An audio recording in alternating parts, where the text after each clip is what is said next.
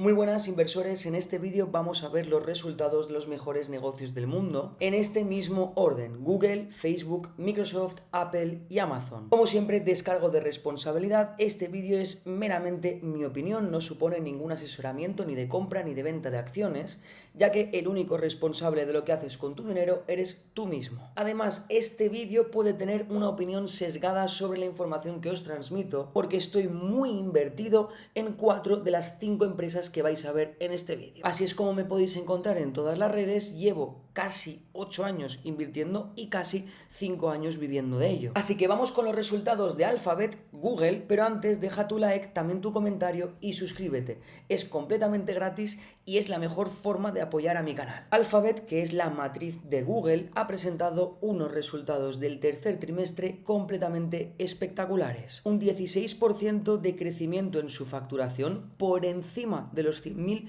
millones de dólares en un trimestre. Como dice aquí, ha sido un trimestre fantástico, un trimestre completamente récord, ya que es la primera vez que sobrepasan este baremo de los 100.000 millones en su facturación en un trimestre. Es una barbaridad. Pero fijaos en esto, aquí vemos que los gastos en administración han crecido en un 105% respecto al año pasado en el mismo trimestre. Vamos a dejarlo a un lado, que ahora lo vamos a comentar. Porque esto ha afectado directamente, fijaos en estos gastos, han pasado de gastar 3.500 millones a 7.300 millones. Esto obviamente afecta al Income from Operations, que esto es el EBIT, el beneficio operativo, que aún así ha crecido un 9% a pesar de que la facturación ha crecido un 16%.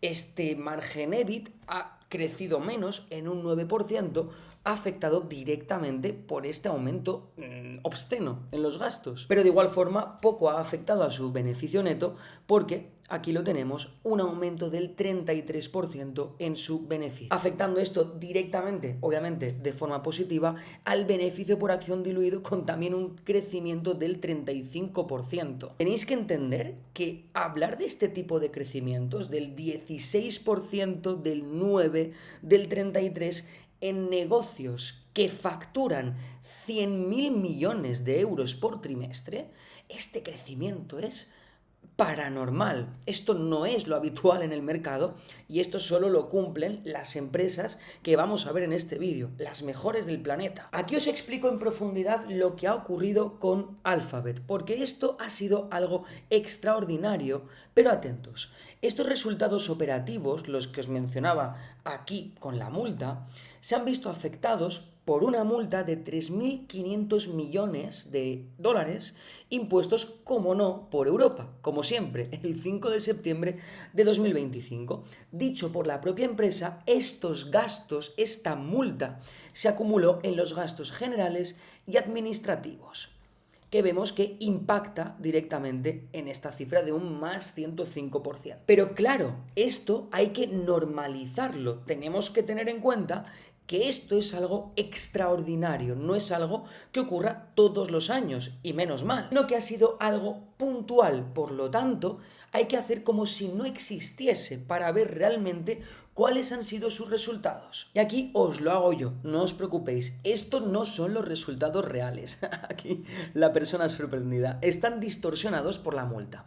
Fijaos, aquí están los resultados con la multa, esto lo he hecho yo, con la multa incluida se queda con un margen EBIT del 30,51 y con un margen de beneficio neto, que también es muy bueno, del 34%. Pero es que si no tenemos en cuenta este cargo extraordinario de los 3.500 millones, la cosa es muy diferente, ya que el margen EBIT crece del 30,5 a casi el 34%. Daros cuenta de que un margen EBIT del 34% en una empresa que factura 100.000 millones por trimestre es una animalada. Y obviamente esto también impacta en el beneficio neto. El beneficio neto se quedaría casi en un margen del 38%.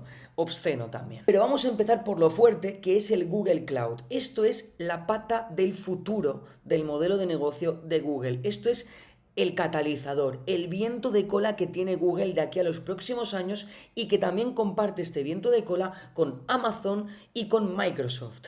Ya lo veremos después. Pero fijaos en estos datos. Google Cloud ha crecido un 33,5% en un trimestre. Aquí lo vemos, un 33,5% de crecimiento, pero lo importante es el margen operativo. Fijaos esto, qué animalada es. Lo voy a hacer en más grande porque esto es lo importante. Chicos, no es que esta pata sea la que más rápido está creciendo, 33% de crecimiento, sino que fijaos en cómo ha expandido su rentabilidad. Esto es espectacular. El año pasado, esta misma pata de negocio tenía un margen de beneficio operativo del 17%, ahora de casi el 24%. Increíble. Y ya no solamente eso, sino que dentro de esta pata de Google Cloud tienen en valor de pedidos 150.000 millones de dólares. ¿Os acordáis cuando apareció ChatGPT, los agoreros del mercado? ChatGPT va a destruir el buscador de Google. Bueno, pues realmente desde que ha salido ChatGPT se han complementado perfectamente y el buscador casi está creciendo más que nunca entre los últimos años. Un crecimiento en el trimestre del 14,5%. Una barbaridad. YouTube, un 15%. Daros cuenta de que el único negocio nuevo que tiene Google, negocio que está en expansión, es Google Cloud. Pero es que el buscador y YouTube ya son negocios sólidos, son negocios maduros. Y fijaos a qué ritmo están creciendo. Hardware y suscripciones un 20%. Aquí nos están metiendo los móviles, Google Pixel y estas cosas. Aparte de todo esto, han recomprado casi un 2% de sus acciones en circulación. Es que esto es una barbaridad. Un beneficio neto, crecimiento del 33% y un beneficio por acción, que es a lo que los accionistas nos interesa, ha crecido un 35% el beneficio por acción. Con todo esto, me parece que Google Alphabet ha tenido unos resultados de 9,5 sobre 10. Para el 10 hay que seguir viendo que la fuerte inversión en CAPEX se convierte en free cash flow. El CAPEX es esto, es el dinero que el negocio invierte dentro de sí mismo para dos cosas, o para expandirse o para mantenerse. Google, Microsoft y Amazon están haciendo inversiones de cantidades ingentes, y Meta también, perdonar, en todo el tema de la computación en la nube, servidores, GPUs. Google tiene un gasto desorbitado y han dicho que van a mantenerlo. Fijaos que Google ha crecido su gasto en un 83% respecto al año pasado. Y es que esto va a mantenerse.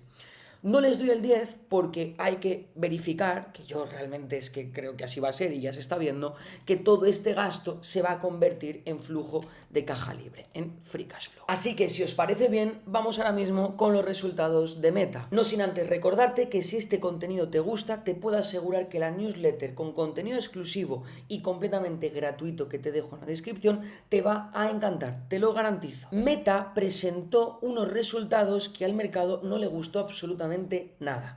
En este caso presentaron el Q3, el tercer trimestre, y el mercado, como veis, respondió directamente con un menos 12%. ¿Y es que acaso eran tan malos estos resultados? Pues aquí el mercado está cayendo en una grandísima equivocación. Y tengo que decir que creo que la oportunidad que se plantea o se planteó con Meta en ese momento era un regalo de Dios. Y es que creo que el mercado ha leído bastante mal los resultados de Meta. ¿Qué ha ocurrido? Fijaos que su facturación ha crecido en un 26%, otra animalada. Hablamos de crecimientos obscenos de estas empresas. Y su margen EBIT, el beneficio operativo, ha crecido en un 18%. Pero fijaos que el beneficio neto ha bajado.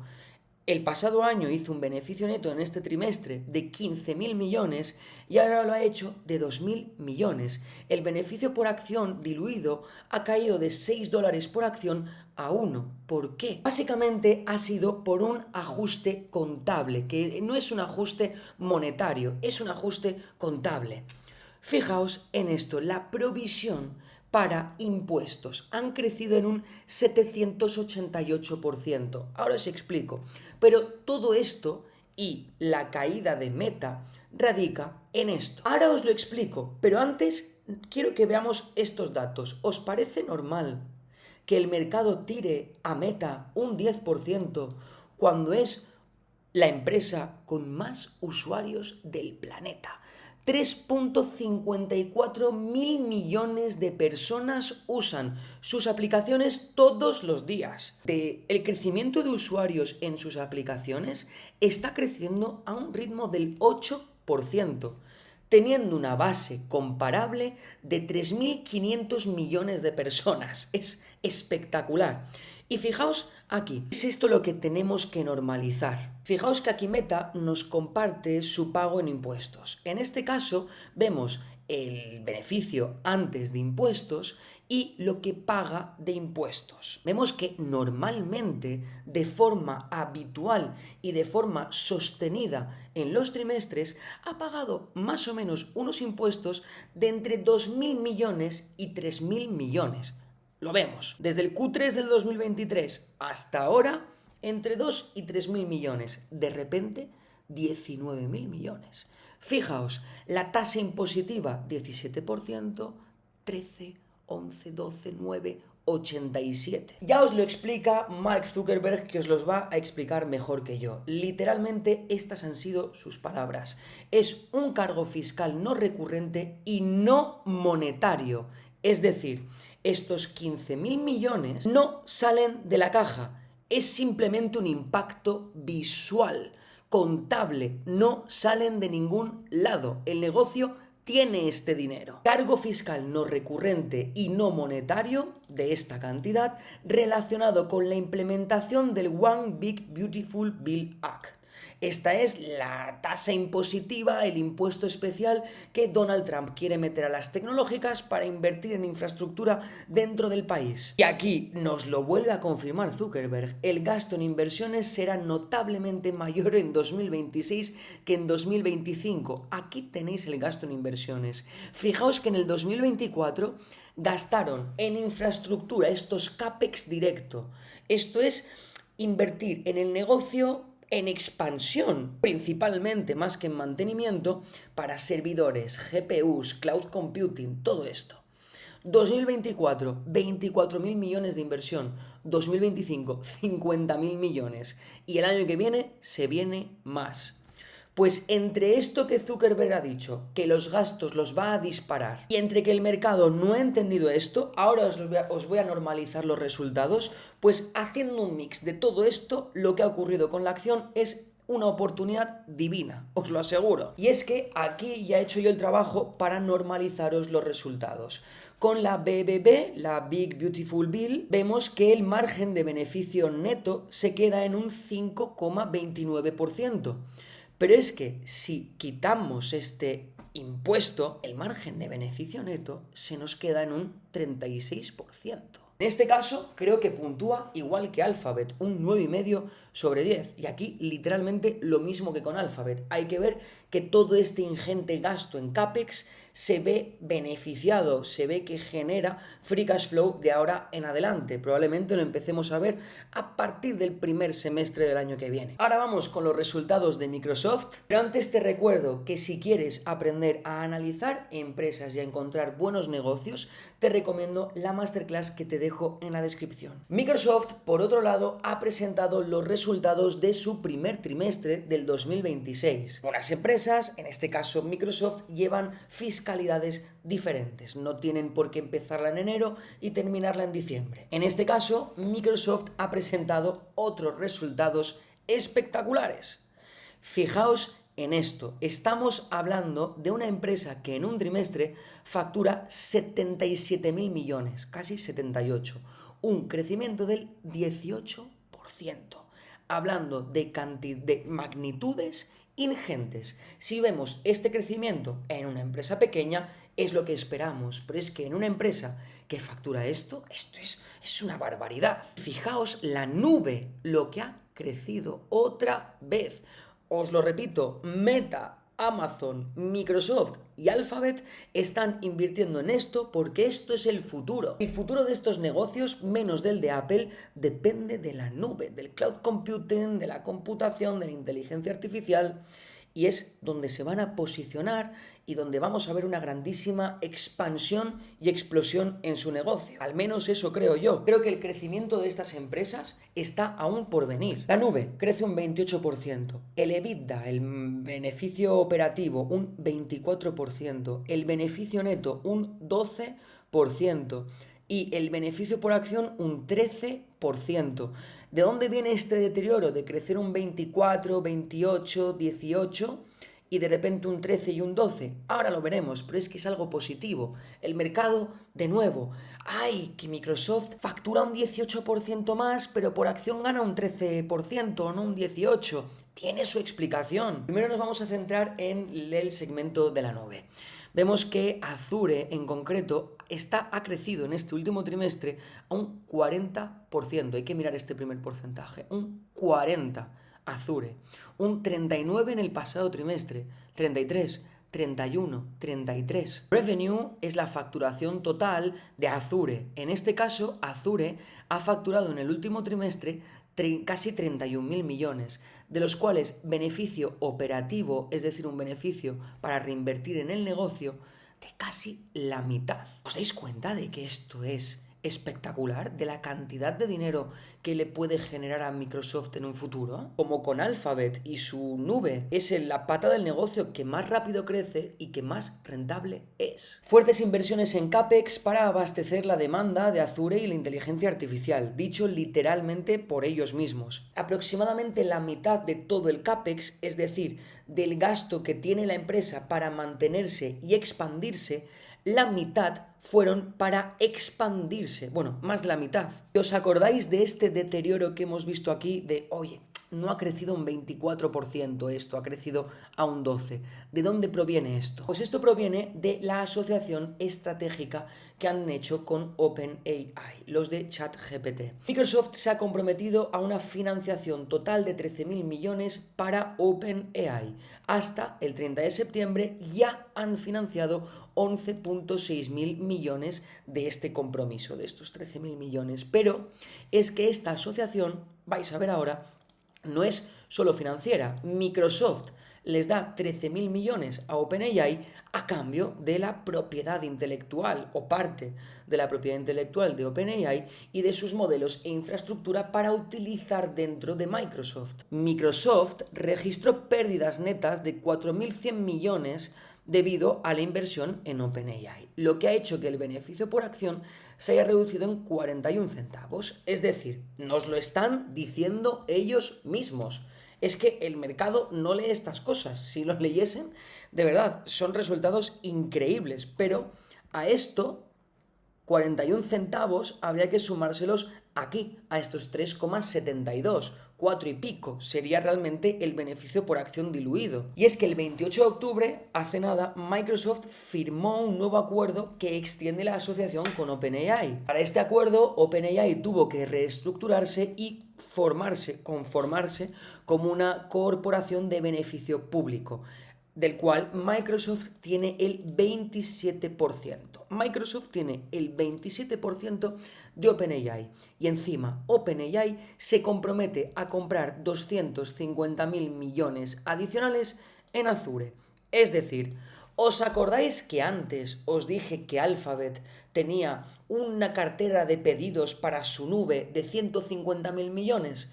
Pues Microsoft solo de OpenAI lo tiene de 250.000 millones. Esto me gustaría ver cómo se desarrolla en un futuro porque parece que el dinero se lo van pasando entre ellos. Si os dais cuenta, oye, sí, yo ahora tengo el 37% de tu empresa, pero tú me compras 250.000 millones, yo te pago esto.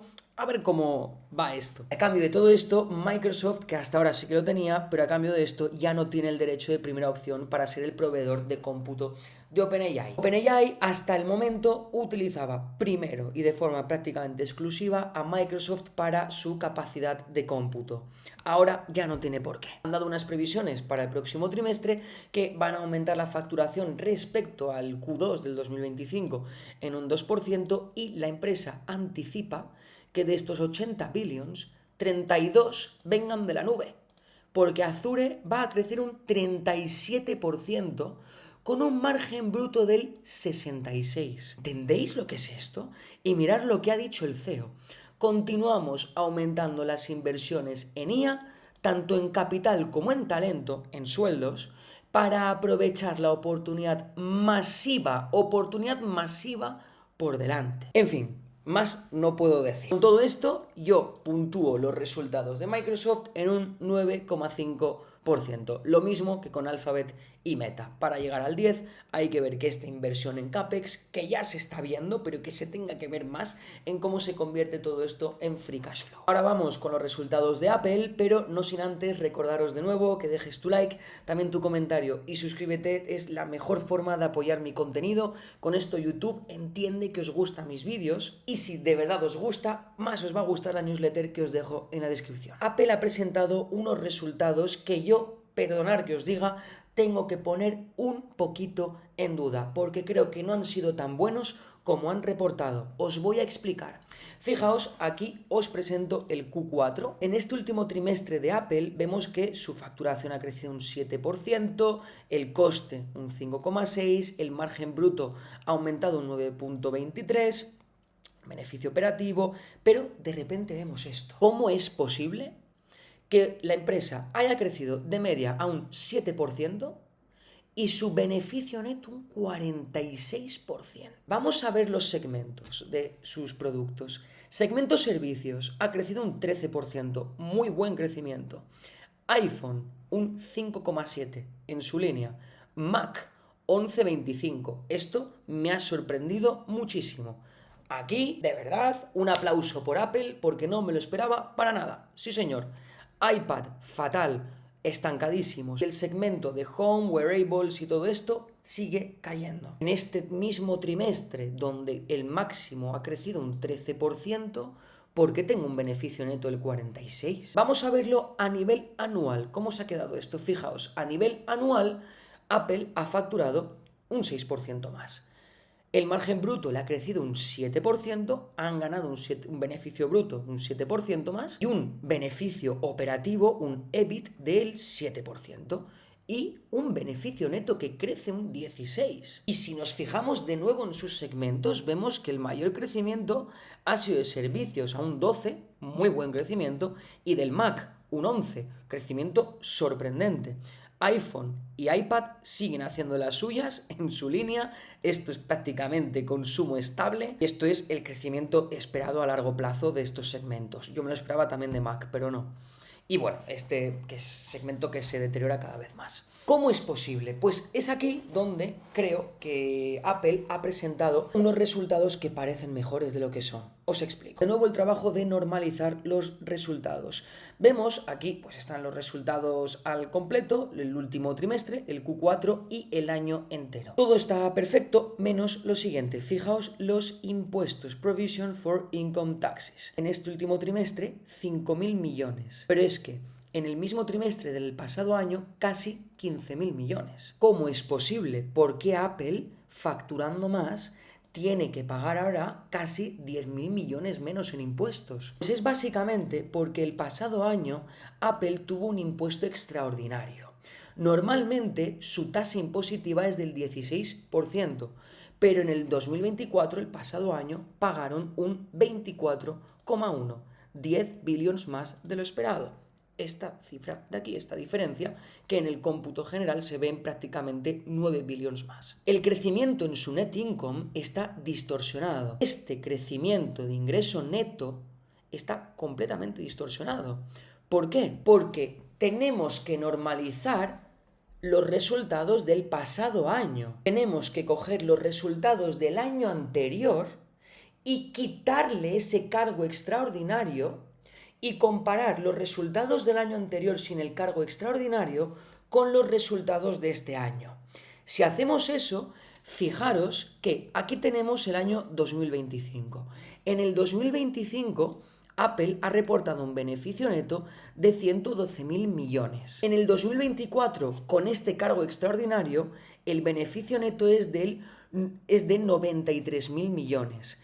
Pero si no tenemos en cuenta este impuesto extra de 10.000 millones aproximadamente, el beneficio neto real de Apple del año anterior es de 103.000 millones.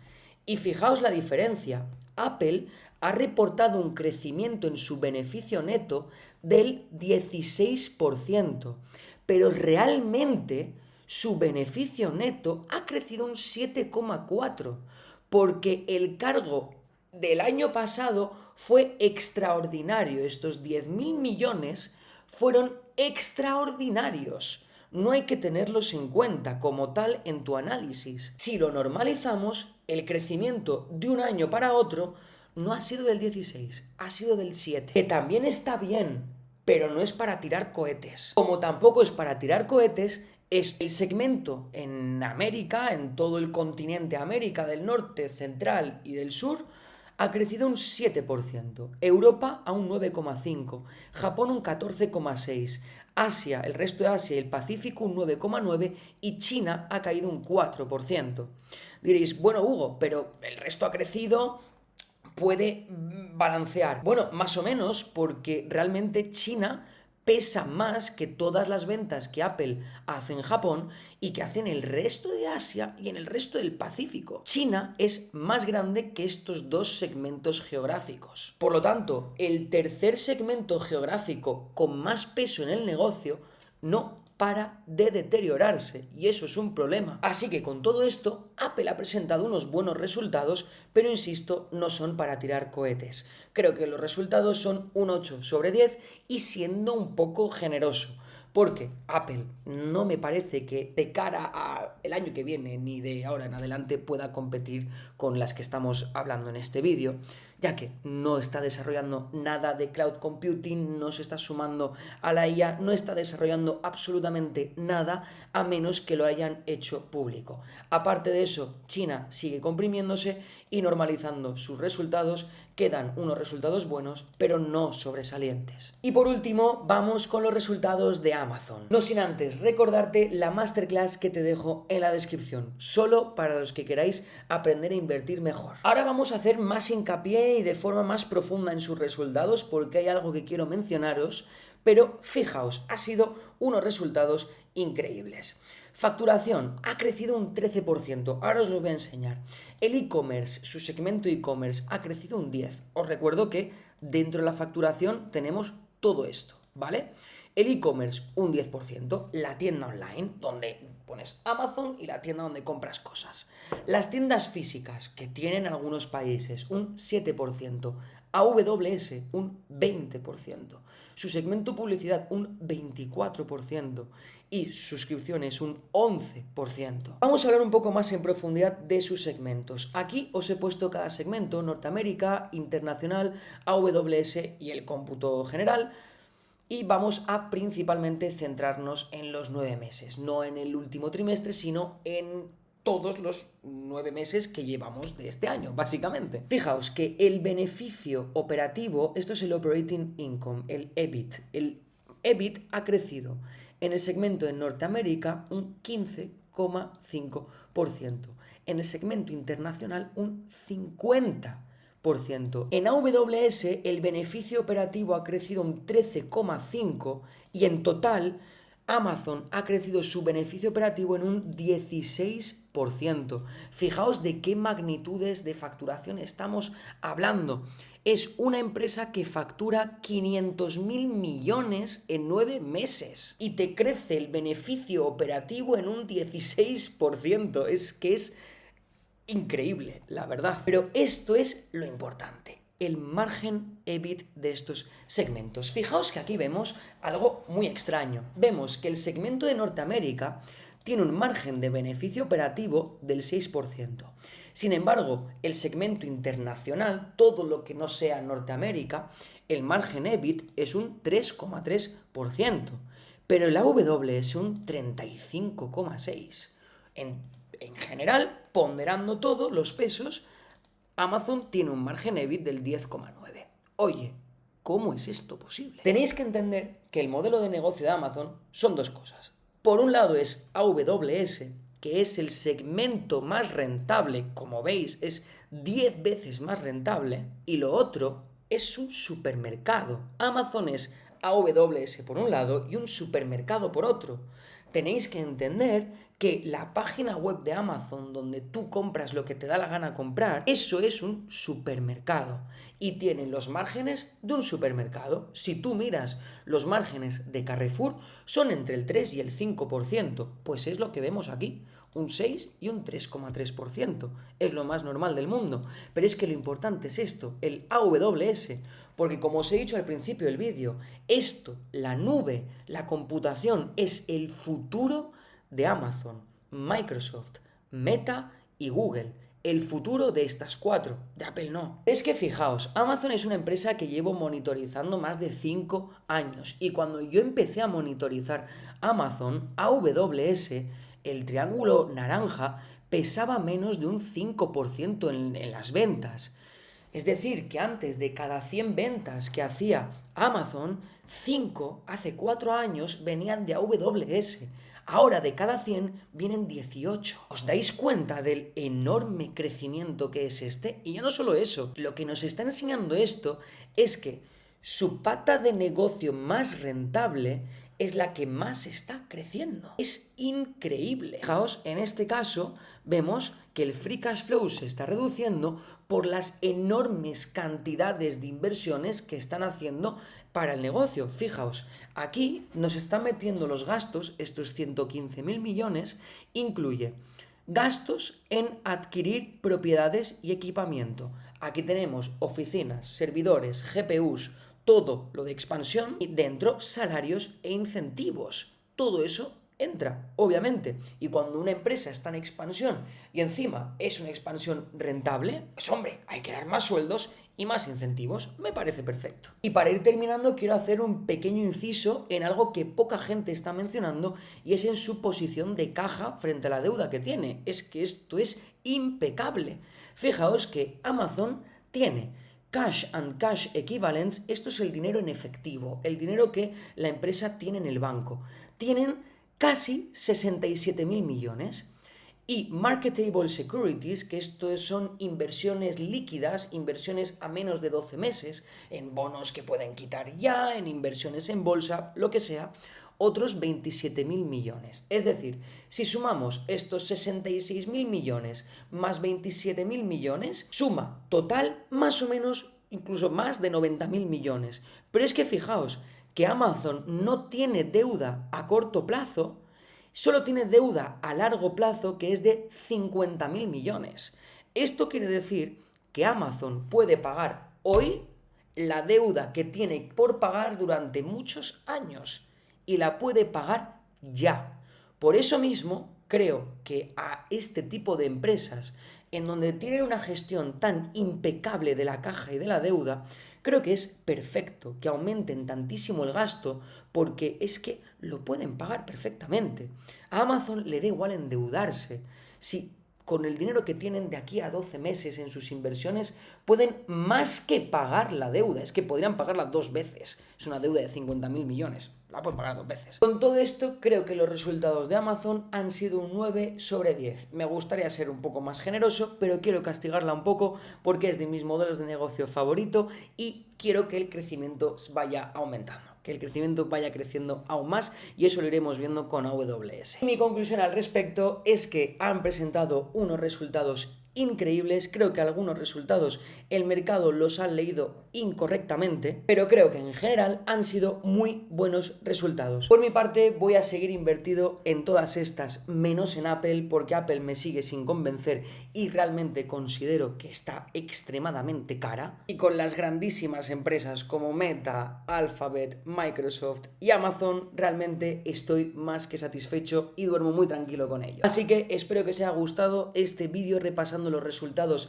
de los mejores negocios del mundo. Ponerme en los comentarios qué os han parecido estos resultados y sobre todo si estáis invertidos en alguna de estas empresas. Hasta aquí el vídeo del domingo, nos vemos el próximo domingo. Chao gente, muchas gracias.